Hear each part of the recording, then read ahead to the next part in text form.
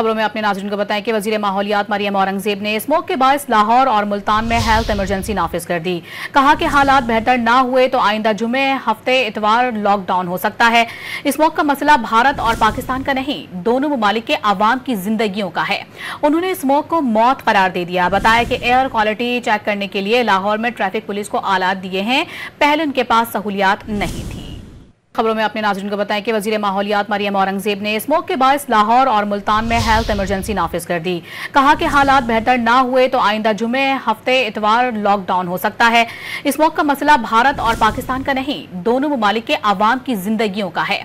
उन्होंने स्मोक को मौत करार दे दिया। बताया कि एयर क्वालिटी चेक करने के लिए लाहौर में ट्रैफिक पुलिस को आलात दिए हैं, पहले उनके पास सहूलियात नहीं थी।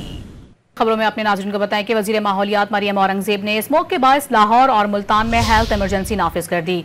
कहा कि हालात बेहतर ना हुए तो आइंदा जुमे हफ्ते इतवार लॉकडाउन हो सकता है।